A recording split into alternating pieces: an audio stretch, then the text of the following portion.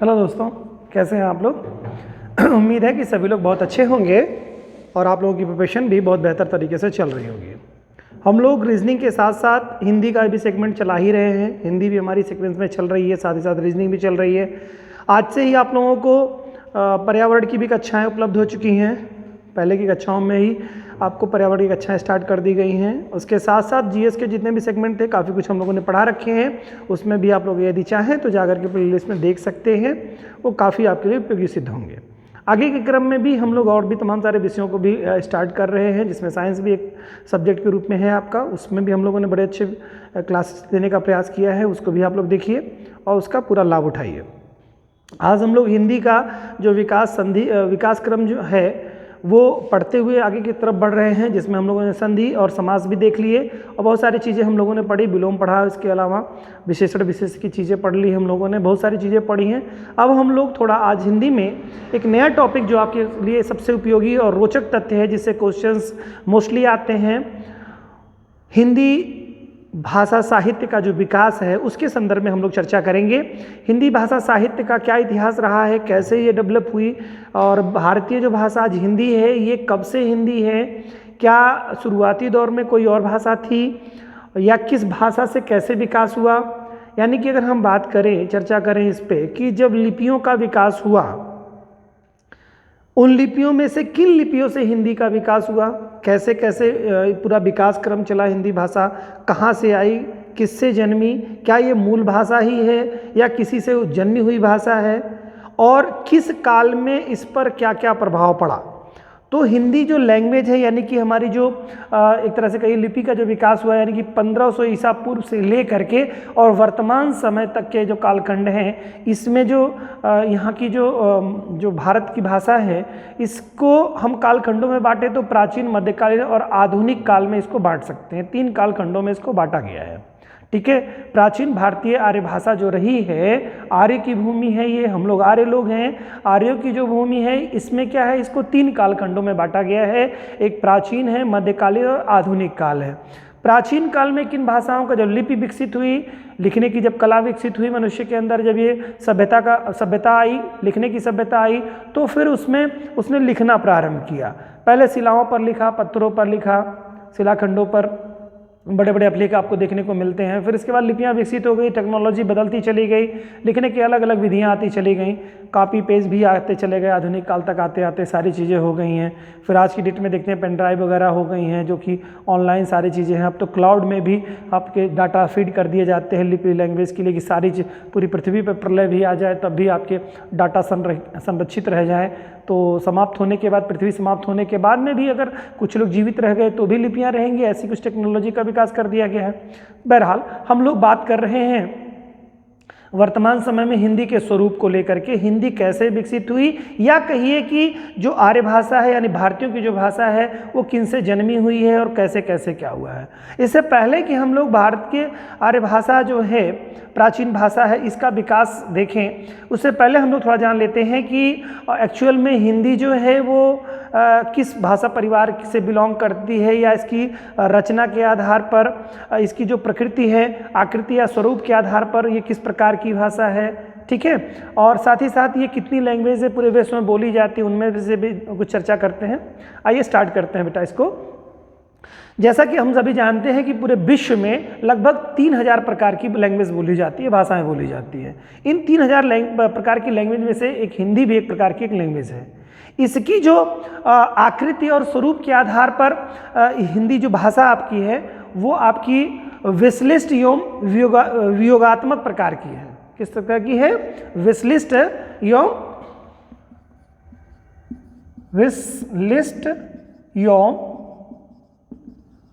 वियोगात्मक प्रकार की है। ये ध्यान रखिए, एग्जाम में क्वेश्चन पूछा हुआ है तो इस तरह से पूछ लेता है कि इसकी प्रकृति कैसी है, तो या इसका स्वरूप कैसा है। इसका स्वरूप और प्रकृति के आधार पर ये जो है, इसकी प्रकृति जो है आकृति के आधार पर अगर कहें या प्रकृति कहें या स्वरूप के आधार पर कहें तो ये वियोगात्मक प्रकार की है। ठीक है, विश्लिष्ट प्रकार की इसका है, स्वरूप इसका विश्लिष्ट प्रकार का है। ठीक है, तो ये तथ्य अपने पास दिमाग में रहना चाहिए।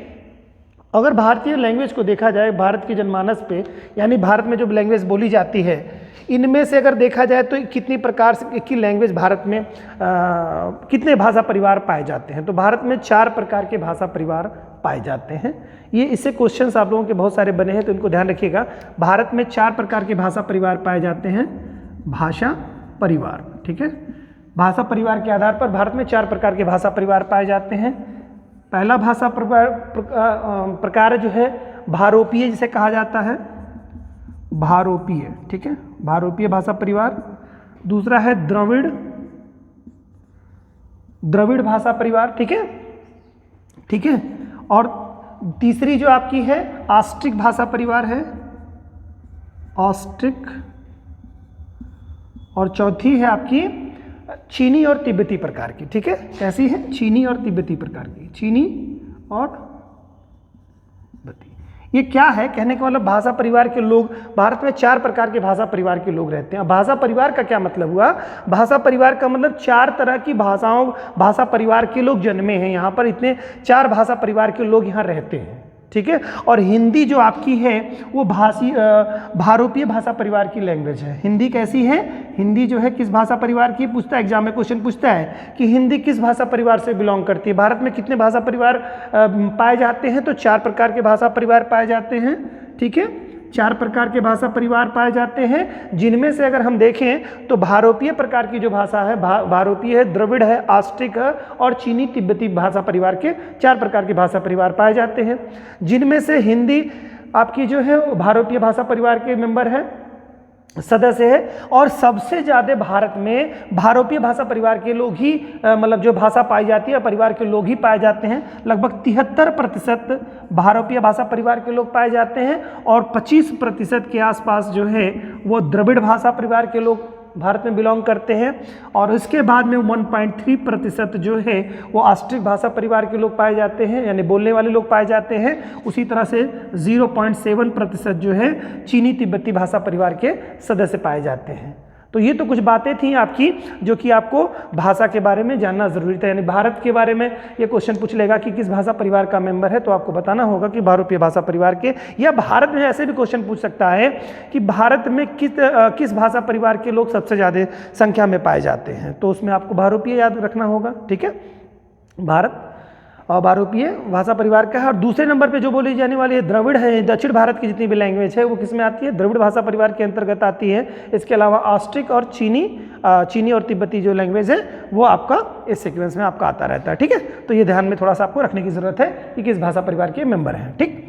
तो ये चीज़ हो गई। अब बात करते हैं हम लोग कि भाई ये जो हमारी भाषा है हिंदी, ये कब जन्मी और कब से हुआ। जैसा कि मैंने अभी आपसे चर्चा की और बताया आपको कि जब लिपि का विकास हुआ, लिपियों का विकास हुआ, उसके बाद से लेकर के अब तक के कालखंडों में 3 भागों में जो है भारतीय भाषा हिंदी का जो विकास क्रम यहाँ लिखा हुआ है 3 प्रकारों में बांटा गया है इसको, प्राचीन, मध्यकालीन और आधुनिक। प्राचीन काल में देखें अगर हम, प्राचीन भारतीय आर्य भाषा जो है वो 1500 से लेकर के 500 ईसा पूर्व के मध्य का काल है। यानी लगभग 1000 का जो समय रहता है, 1000 का मतलब जो है पीरियड है, वर्ष का जो पीरियड है, 1000 वर्ष का जो पीरियड है वो किस बात मतलब आप किस में बांटा गया है? ये प्राचीन आर्य भाषा का पीरियड रहता है, 1000 का पीरियड। और दूसरे में अगर देखेंगे 500 ईसा पूर्व से लेकर के 1000 ईस्वी तक के काल को अगर हम देखेंगे तो यहाँ पर आपको जब लगभग करीब में आपको 500 वर्ष का समय आपको देखने को मिलेगा, ठीक है। 500 वर्ष का समय मिलेगा। और फिर इसके बाद में आपको 1000 के बाद से आप देखेंगे 1000 के बाद तो लगभग करीब में ये 1500 वर्ष हो जाएगा बच्चों। 1500 वर्ष का जो पीरियड हो जाएगा ये आपका कवर किए हुए हैं। 1000 वर्ष ये रहता है और लगभग 1500 मध्यकालीन भारतीय आर्य भाषा, जिसे हम लोग प्राकृत भाषा काल के नाम से भी जानते हैं, तो ये पीरियड रहता है। देन इसके बाद में 1000 से लेकर के वर्तमान समय तक का जो पीरियड हमारा है लगभग 1800 से लेकर के 1950 तक के काल को या 2000 तक के काल को, आप आधुनिक आ गया तो 2000 तक के काल को आप उसमें से मेंशन कर लेंगे, ठीक है। तो लगभग 1000 वर्ष अभी तक के जो आधुनिक भाषा काल का पीरियड 1000 वर्ष का लगभग करीब में हो गया, क्योंकि 1000 ईस्वी से लेकर के अब आपकी जो चल रही है वो 2020 चल रहा है आपका, ठीक है, 2021 आपका चल रहा है, ठीक है। तो इधर का भी पीरियड आपका कवर हो गया, लगभग 1000 वर्ष इधर आपके हो चुके हैं, ठीक। और ये बाकी 1000 वर्ष ये था, 1500 वर्ष ये था आधुनिक काल में, ठीक है। तो इसको अगर देखें, प्राचीन आर्य जो भाषा हमारी है, इसका जो काल पीरियड रहा है ये 1500 वर्षों का था। इसमें दो लैंग्वेज विकसित हुई। शुरुआती दौर में जो संस्कृत की जो भाषा थी हमारी, वो संस्कृत भाषा, इसको दो कालखंडों में बांट दिया गया। इसको एक वैदिक संस्कृत कह दिया गया, दूसरा लौकिक संस्कृत। तो वैदिक संस्कृत के अंतर्गत जो आपकी चीज़ें थीं वह लगभग करीब में 1500 से लेकर 1000 ईसा पूर्व तक का काल, यानी 500 वर्षों तक का जो शुरुआती दौर में 1500 से लेकर के 500 तक का वर्ष का जो पीरियड रहा है, मतलब 1500 से लेकर के 1000 ईसा पूर्व तक का जो पीरियड रहा है, यानी 500 वर्ष का जो काल रहा है, वह आपका वैदिक संस्कृत का काल रहा है। और फिर 1000 से लेकर के 500 ईसा पूर्व तक का, यानी कि बाकी शेष 500 वर्ष का जो पीरियड रहा है वह लौकिक संस्कृत का पीरियड रहा है। यानी कि जो हमारी वैदिक संस्कृति है, यानी कि एक तरह से कहिए कि जो हमारी संस्कृत है, संस्कृत दो कालखंडों में बटी हुई है। एक तो आपकी वैदिक संस्कृति है जो 500 वर्षों तक रहती है, 1500 से लेकर 1000 ईसा पूर्व तक, और दूसरा काल रहता है इसका लौकिक संस्कृत का, जो कि आपका 1000 से लेकर के 500 ईसा पूर्व तक का के मध्य का काल रहता है। ठीक है, ये दो कालखंडों में बटा हुआ है। प्राचीन जो हिंदी है एक्चुअल में वो संस्कृत थी, और संस्कृत दो हिस्सों में बटी हुई है, वैदिक संस्कृत और लौकिक संस्कृत, दोनों 500 वर्षों तक रहती हैं। ठीक है, इसके अलावा इसको जो है पाणिनि महोदय ने वैदिक संस्कृत को यास्क कहा है, या इसी को ही छांदस भी कहा जाता है। ठीक है, इस काल पूरे पीरियड को, वैदिक संस्कृत काल को पाणिनि महोदय ने जो नाम दिया है वो यास्क नाम दिया है। ठीक है, तो छंदस या इसको यास्क के नाम से जाना जाता है। इसी तरह से फिर पाणिनि महोदय ने क्या कहा है, जो आपकी ये लौकिक संस्कृति है इसको भी नामकरण किया है, ये भाषा के रूप में इसका नामकरण कर दिया है, संस्कृत भाषा के रूप में ये है। ठीक है, तो ये नामकरण याद रखिएगा, किसने किया है, पाणिनि महोदय ने किया है। ये बात आपको स्पष्ट हो गई। यहाँ से अब हिंदी आगे बढ़ती है, हिंदी आगे बढ़ जाती है। हिंदी आगे बढ़ने का मतलब क्या है कि अब देखिए होता क्या है कि पहले तो वैदिक संस्कृत थी, जो वेद हुआ करते थे, जितने भी चारों वेद थे, इन वेदों के पढ़ने और पढ़ाने वाले लोगों की बात होती थी। ये सीमित थी, बहुत कम लोगों तक विकसित थी। फिर इसके बाद में समय जब बदल जाता है, यानी कि लगभग 1000 ईसा पूर्व के बाद जब आप आते हैं, यानी कि लौकिक जो आप लौकिक संस्कृत में आते हैं, उस पीरियड में संस्कृत का काफ़ी विस्तार होता है, लोगों को पढ़ने का अवसर मिलता है, उसमें लोग पढ़ते हैं अपना, और वो विकास लगभग चलता है, आगे चलता है। फिर समय समय पर समाज में बहुत सारे समाज सुधारक आते हैं, जो समाज की कुछ कमियों को उसको और अच्छा करने का प्रयास करते हैं, उस कमियों को दूर करने का प्रयास करते हैं, पुरानी कमियों को उजागर करते हैं, और वो क्या करते हैं, फिर इसका विकास करते हैं अपनी अलग लैंग्वेज का। अब जैसे क्या होता है कि संस्कृत चूंकि उस समय की जो पीरियड की भाषा थी वो बहुत लिमिटेड थी, है ना, बहुत सीमित लोगों तक ही सीमित थी कि वही लोग पढ़ सकते हैं, एक वर्ग विशेष को ही इंडिकेशन था संस्कृत को पढ़ने के लिए। तो समाज की कुछ विकृतियों को ध्यान में रखते हुए समाज में जो समाज सुधारक हुए हैं, जैसे कि आप गौतम बुद्ध जी हुए हैं, फिर महावीर स्वामी हुए, इन लोगों ने क्या किया कि जो एक समाज सुधार का जो आंदोलन चला है समाज में, उन्होंने क्या किया कि जो समाज की कुरीतियाँ बुराइयाँ थी और उनकी जो बेसिक लैंग्वेज थी, उन्होंने प्राचीन संस्कृत भाषा को छोड़ करके जो जनमानस में प्रचलित लैंग्वेज हुआ करती थी उसमें आकर के उस लैंग्वेज को अडॉप्ट करते हैं और उस लैंग्वेज में अपने आप को सिखाते हैं। वही जो पीरियड होता है वो मध्यकालीन का पीरियड होता है हिंदी का। यही मध्यकाल का जो पीरियड होता है, यानी कि आप जानते हैं कि गौतम बुद्ध का भी कालखंड इसी के आसपास का आता है, जो ये पीरियड है आपका 500 ईसा पूर्व से लेकर के 1000 ईस्वी के मध्य के पीरियड में ही। तो इसमें क्या होता है, मध्यकाल का जो पीरियड होता है, इसी को ही प्राकृत भाषा काल भी कहा जाता है। क्या कहा जाता है, प्राकृत भाषा काल। तो ध्यान रखिएगा, पूछ सकता है कि प्राकृत भाषा काल क्या है, एग्जाम में ऐसे क्वेश्चन आ सकता है। तो ये मध्यकालीन भारतीय आर्य भाषा का जो काल है, यही आपका प्राकृत भाषा काल है। इसी प्राकृत भाषा काल में ही सारी भाषाओं का विकास हुआ है। इसको पढ़ने और समझने से आपको एक बात स्पष्ट होती जाएगी। अभी आपको हिंदी भाषा साहित्य का विकास क्रम अगर पूछेगा तो वो आपको यहीं से स्पष्ट होगी। यानी पहले में आपने देखा संस्कृत है, संस्कृत में वैदिक और लौकिक संस्कृति है।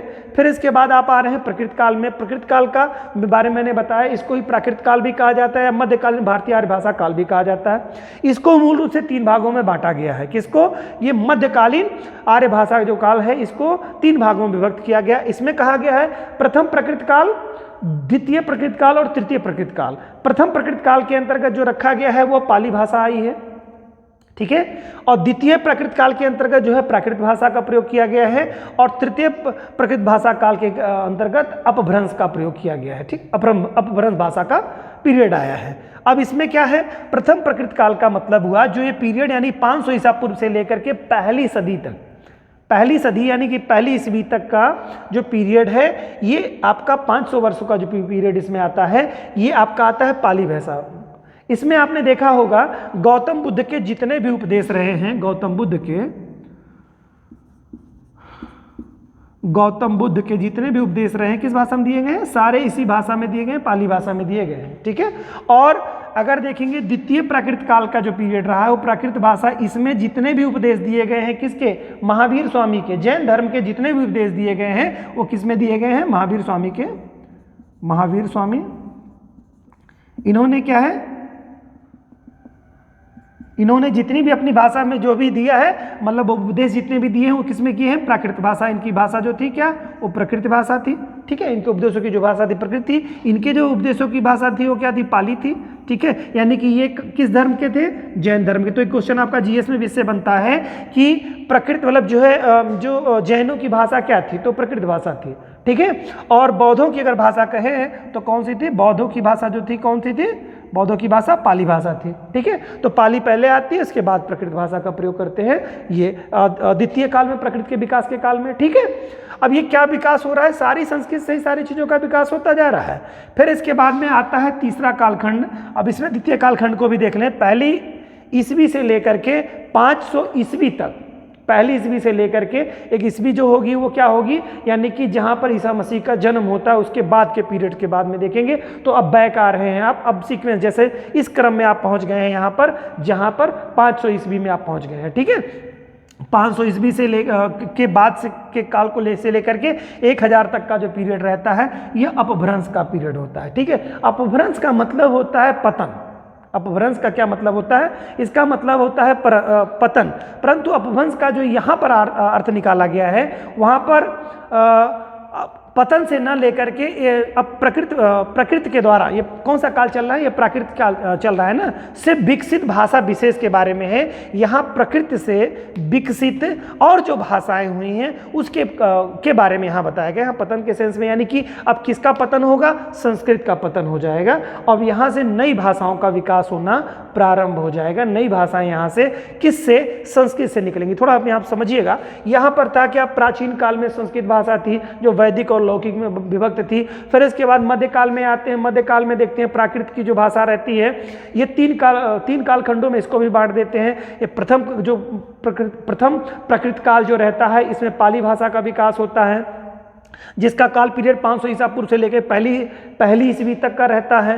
फिर इसके बाद द्वितीय काल क्रम जो चलता है प्राकृत भाषा का, उसमें आपकी प्रकृत भाषा का विकास होता है, ठीक है।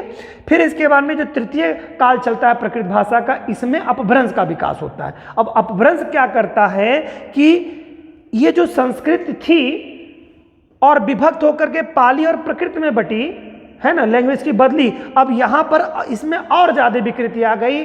किस में विकृति आ गई, संस्कृत में पूर्ण रूप से लगभग विकृति आ गई, और यह एक नई भाषाओं को जन्म देने लगा। यानी कि एक नई भाषाओं का विकास होने लगा। प्रकृति से विकसित भाषा विशेष का साहित्य यहाँ पर सेंस अपभ्रंश से हो जाएगा, ठीक है। अपभ्रंश में अब अपभ्रंश के बहुत सारे जो है कवि रहे हैं, जैसे स्वयंभू हैं, इसके अलावा धनपाल हैं, आपके पुष्पदंत जी हैं, सरहपा है, कन्हपा हैं, ये सब रहे हैं। और इनकी रचनाओं की अगर हम लोग बात करेंगे तो इसमें जो आपके स्वयंभू कवि रहे हैं, पाउचरियु, इनकी जो रचना है पाउचरियु है, इसको कहा जाता है रामकाव्य के नाम से इसे भी जाना जाता है, पाउचरियु। इसके अलावा अगर धनपाल महोदय की बात करते हैं हम लोग, तो उनका भविष्यत कहाँ, ये इनकी रचना है, और कहा जाता है अपभ्रंश का ये पहला प्रबंध काव्य के रूप में इसको जाना जाता है। तो ये सब याद रखिएगा आप लोग, बहुत ही महत्वपूर्ण एग्जाम में क्वेश्चन यहाँ से पूछता है आपको। अपभ्रंश काल काफ़ी महत्वपूर्ण काल यहाँ से स्टार्ट हो जाता है। इसके अलावा फिर देख करेंगे पुष्पदंत के बारे में अगर हम बात करें तो पुष्पदंत का जो काल रहता है, इनकी जो रचनाएँ रहती हैं, जसहर चरियु इनकी रचना है, इसके अलावा महापुराण इनकी रचना है, इस तरह की रचनाएँ इनकी हैं। तो ये आप थोड़ा ध्यान रखिएगा। तो यहाँ से क्या हो रहा है, जो है संस्कृत विकृत हो जा रही है और नई भाषाओं का सृजन होता चला जा रहा है। अब सवाल पैदा होता है कि ये तो हो गया, इसके तुरंत बाद का काल जो होता है, अब इसके बाद बनेगी कौन सी लैंग्वेज? बनेगी अब हिंदी लैंग्वेज। लेकिन हिंदी चूंकि अपभ्रंश से बन रही है, हिंदी का विकास हो रहा है, तो हिंदी तो डायरेक्टली कोई बन नहीं पाएगी, तो एक संक्रमण काल चलेगा, एक संक्रमित पीरियड चलेगा जो अपभ्रंश से हिंदी में कन्वर्ट करेगा। तो जो ये अपभ्रंश पीरियड है, अपभ्रंश के बाद का जो पीरियड है, एक अपभ्रंश और दूसरा हिंदी के बीच का जो कालक्रम है, ये कालक्रम संक्रमित काल होता है। ये बहुत ही महत्वपूर्ण है। ये अहट काल है जो कि 900 ईस्वी से लेकर के 1100 ईस्वी के मध्य का काल होता है, जब अपभ्रंश पूर्ण रूप से हो चुका होता, मतलब अपभ्रंश का क्या होता है कि अपभ्रंश का पूर्ण रूप से विकृति आ चुकी होती है और नई भाषा का जन्म हो चुका होता है। यानी किसी लैंग्वेज की पूरी तरह से वो समाप्त हो चुकी होती है, यानी पाली या प्रकृत भाषा यहाँ कहेंगे, प्रकृत भाषा एक तरह से पूरी समाप्त हो जाती है और प्रकृत से नई भाषा हिंदी का जन्म हो जाता है। तो ये समाप्त होने का और जन्म होने का जो पीरियड है वह कौन सा काल है? अवहट्ट काल हो जाएगा। समझ रहे हैं बात को? क्योंकि कोई लैंग्वेज है सडनली नहीं समाप्त होगी और सडनली कोई चीज शुरू नहीं होगी। तो ये समाप्त और मतलब यानी कि अगर कहा जाए कि अपभ्रंश का जो पीरियड रहता है 1000 तक का, ये तो आपका पूरी तरह से समाप्त, यानी कि अब इसके बाद समाप्त हो जाएगा। और जब समाप्त होगा तो नई भाषा को जन्मने में समय लगेगा। तो लगभग 100 वर्ष, यानी 900 से 1100 को अगर आप देखेंगे तो थोड़ा आकलन करिएगा। यहाँ पर आपने अपभ्रंश का जो काल पीरियड 500 ईस्वी से लेकर के 1000 ईस्वी तक का पीरियड इसमें देखा है, लिखा है इसमें। तो 1000 का जो पीरियड आपका लिखा है, यहाँ पर लिखा है 900 ईस्वी से लेकर के और 1100 ईस्वी का पीरियड, यानी कि लगभग 100 वर्ष इसको पूरी तरह से समाप्त होने में लगे और अगले शेष 100 वर्ष इसको क्या लगे? हिंदी को बनने में समय लग गए। तो यानी कि इसको अगर 200 वर्ष का पीरियड इसका है तो इसको हम 2 भागों में बांटेंगे।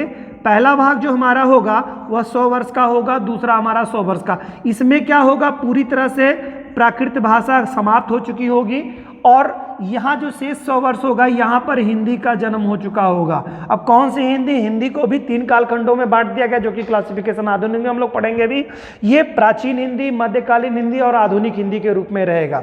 तो ये क्या है? इस काल को, अवहट्ट काल को आप देखिए संक्रमण काल है, इस नाते आपको कहीं काल के रूप में इसे मिलेगा नहीं कि कौन सा पीरियड है। ये चूंकि संक्रमण काल होता है, अपभ्रंश में 100 वर्ष इसके जाएंगे और आधुनिक हिंदी में इसके 100 वर्ष जाएंगे। और इस दरमियान चूंकि प्रकृति पूरी तरह समाप्त हो रही होगी, हिंदी जन्म रही होगी, ये 200 वर्ष का पीरियड जो है अपभ्रंश को समाप्त करने का पीरियड होगा और हिंदी के जन्मने का पीरियड होगा। ठीक है। और अपभ्रंश पूरा काल जो होगा, यह पूरा कालखंड प्रकृति को बिगाड़ने का काल होगा। एक तरह समझिए, प्रकृत भाषा पूरी तरह से बिगड़ चुकी होगी और प्रकृति बिगड़ रही होगी अपभ्रंश पूरे पीरियड में, और बिगड़ते बिगड़ते पूरी तरह से वो समाप्त हो जाएगी यह अवहट्ट के 100 वर्षों में। ठीक है, ये समाप्त हो जाएगी 1000 ईस्वी तक, ये पूरी तरह समाप्त हो जाएगी और वो समाप्त होकर के नई लैंग्वेज आपकी हिंदी भाषा जन्म ले चुकी होगी। ठीक है। तो 100 वर्ष के बाद में हिंदी भी अपने आप में होगी और फिर हिंदी का आधुनिक काल आता जाएगा, फिर बढ़ता जाएगा।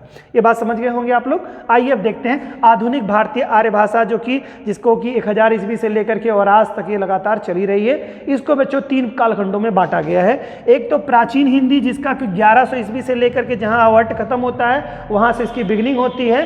तो क्या होता है, प्राचीन काल से लेकर के यानी 1100 ईस्वी से लेकर के 1400 ईस्वी तक का जो पीरियड होता है, ये प्राचीन हिंदी का काल का पीरियड होता है। फिर इसके बाद में मध्यकालीन हिंदी के बारे में अगर हम देखेंगे तो ये 1400 से लेकर के 1850 ईस्वी तक का जो काल होता है, यह मध्यकालीन हिंदी का काल होता है। ठीक है, यानी हिंदी बन चुकी है। अब हिंदी को हम 3 भाषाओं में विभक्त कर रहे हैं। एक भाषाओं में नहीं, काल पीरियड में विभक्त कर रहे हैं। एक प्राचीन काल, प्राचीन हिंदी, दूसरी मध्यकालीन हिंदी, जिसका पीरियड 1400 से लेकर के 1850 ईस्वी के मध्य का काल रहता है। और देन इसके बाद में 1850 से लेकर के वर्तमान समय तक के पीरियड को भी हम इसमें मेंशन कर सकते हैं। आधुनिक काल तक या वर्तमान काल तक आधुनिक हिंदी के दायरे में आपका आता है 1850 के बाद का पीरियड। ठीक है, तो ये आपका हिंदी का 3 स्वरूप हो गया आपका।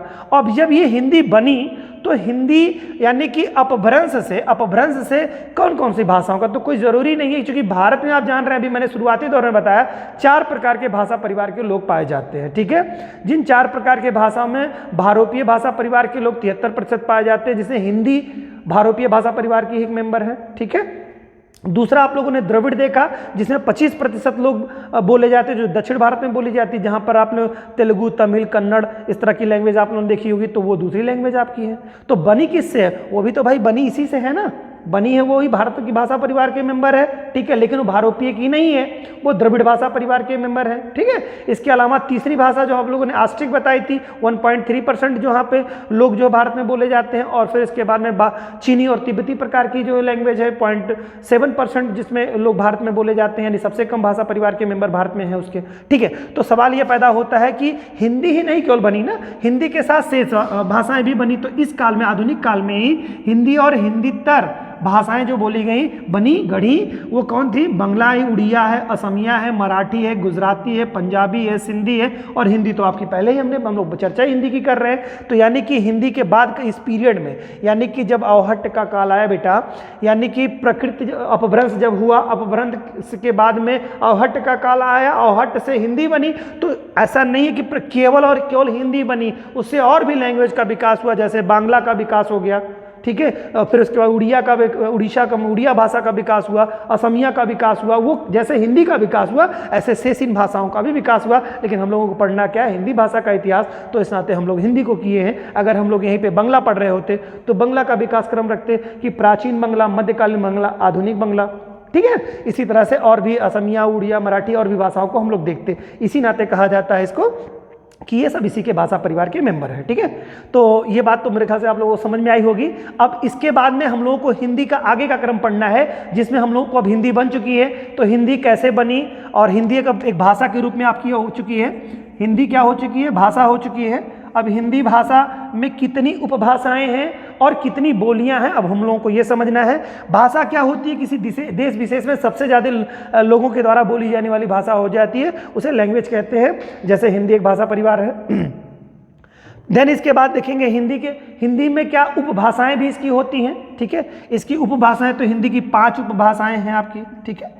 और 5 उपभाषाओं में से आप देखेंगे क्षेत्रों के आधार पर 5 उपभाषाएं इसकी बता दी गई हैं, और इन 5 में से फिर इसके भी क्लासिफिकेशन है। फिर 18 बोलियां हैं, 18 बोलियां हैं, 18 बोलियां हैं, और इसमें से आप देखेंगे 5 उपभाषाएं हैं, उपभाषाएं, ठीक है।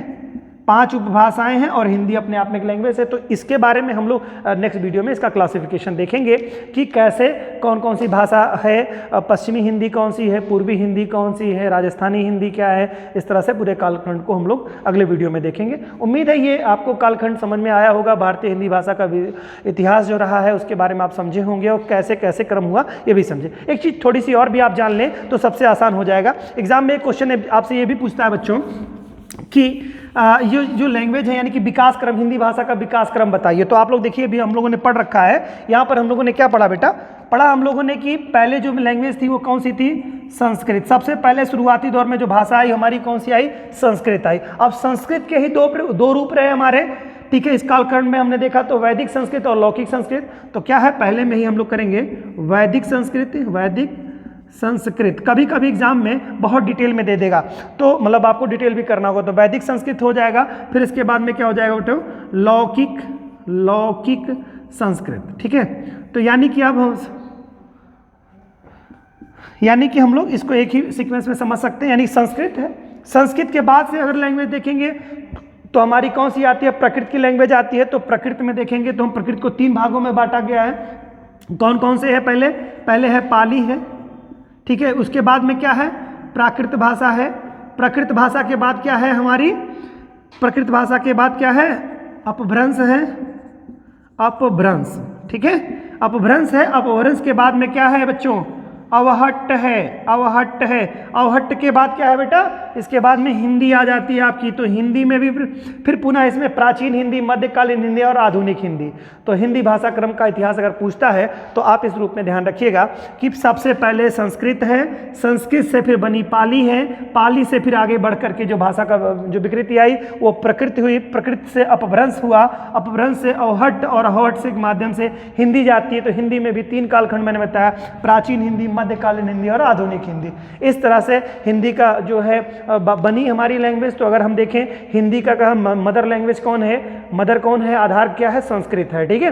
तो संस्कृत से सारी भाषाएं बनी हुई हैं। जितनी भी भाषाएं हम लोग किताबों में पढ़ते हैं, जैसे बौद्ध धर्म के बारे में देखते हैं, जैन धर्म के बारे में अभी मैंने आपसे चर्चा की कि उनकी प्रकृत भाषा थी जैनियों की, बौद्धों की अपनी जो लैंग्वेज थी वो क्या पाली भाषा थी।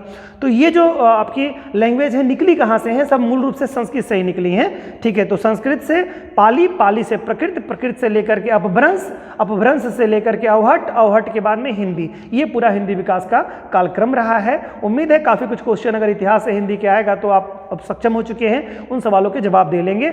अब हम लोग अगले टर्न पे जो देखेंगे वो हिंदी भाषा का विकास क्रम, यानी पूरी भारत में जो हमारी जो 73% जो लैंग्वेज बोली जाती है भारत में बहुरूपीय भाषा परिवार में, ठीक है, यानी हिंदी जो सबसे ज़्यादा बोली जाती है वह किन किन राज्यों में, किन किन क्षेत्रों में बोली जाती है और उसकी कितनी उपबोलियां हैं। यानी हिंदी एक्चुअल में जो लैंग्वेज हमारी है, हिंदी में आप देखेंगे जैसे पश्चिमी उत्तर प्रदेश आप देखते हैं या पूर्वी उत्तर प्रदेश देख लीजिए, यानी बिहार वगैरह से जो सटे हुए डिस्ट्रिक्ट हमारे हैं, या बिहार की हम बात कर लें, बिहार में भी हिंदी बोली जाती है, या हम बात करें पश्चिमी उत्तर प्रदेश में तो वहाँ की लैंग्वेज, और हम लोग अगर बात करें लखनऊ यानी अवध की भाषा की बात, क्षेत्र की बात करें तो यहाँ के हिंदी में आप डिफरेंसेस देखेंगे।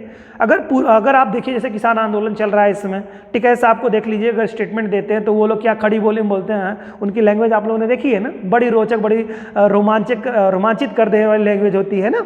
उस लैंग्वेज को अगर आप देखेंगे ना तो थोड़ी सी अल्हड़ टाइप की लैंग्वेज लगती है, वो लैंग्वेज देखिएगा तो मज़ा आएगा आपको।